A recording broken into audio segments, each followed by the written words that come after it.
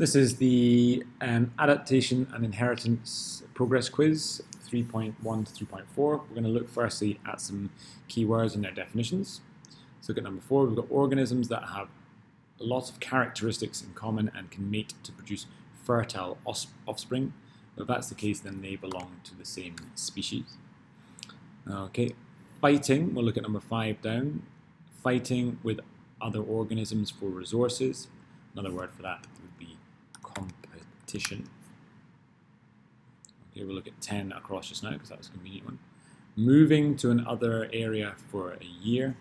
That is our migration. That's how some animals, for example birds, would adapt to the cold temperatures. 9 down, a characteristic that enables an organism to survive and be successful in its environment. That would be an adaptation.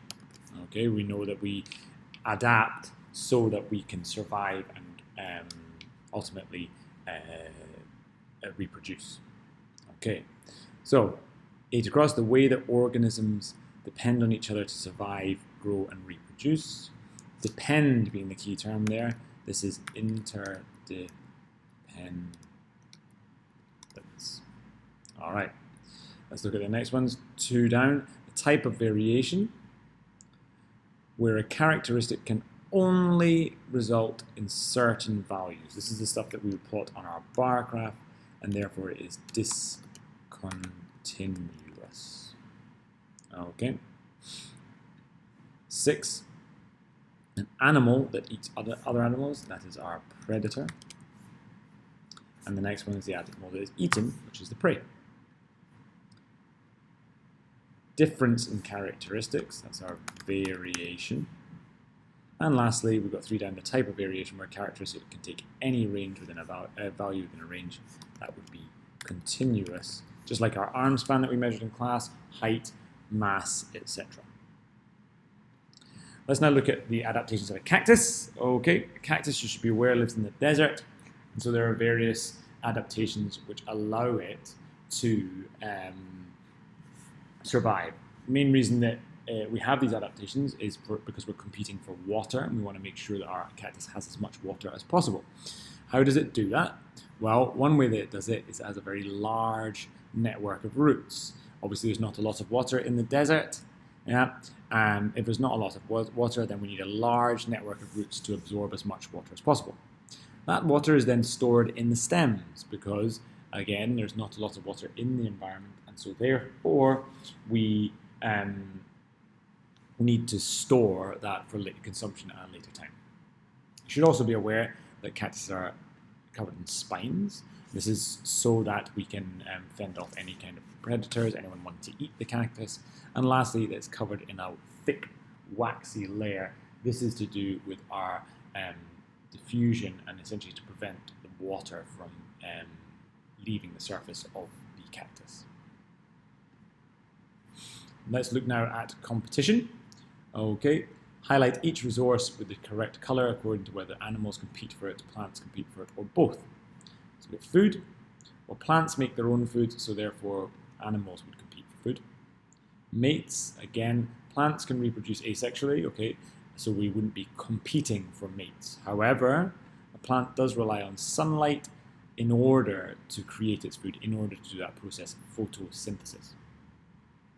Space is something common to both. Animals may need space for hunting, whereas plants might need space to grow. And again, both would need water. Again, water is essential in keeping our animals hydrated, but it's also essential for the process of photosynthesis. Finally, minerals, that would be a plant competition, because remember, plants are essential to keep. Minerals are essential to keeping our plants healthy. Final one here, we're looking at characteristics and deciding whether they are environmental, inherited, or both. Pierced ears would be environmental. We're not born with pierced ears. We would pierce our ears according to the environment we are in. Perhaps our friends may have them, or perhaps we may be influenced in another external way which would cause us to want to pierce our ears. Similarly with tattoos.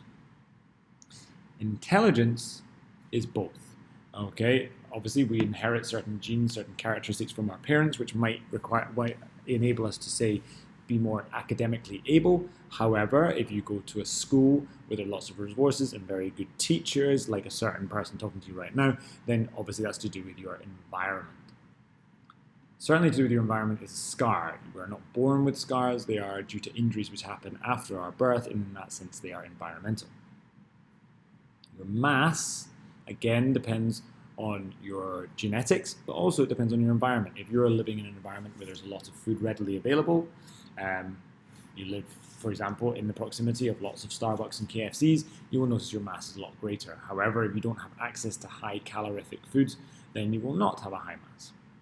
Similarly to height, again, we do inherit from our parents certain characteristics which enable us to be taller. However, this is also related to diet, exercise, etc. Your blood group is very much inherited. You are either A or B, O, etc.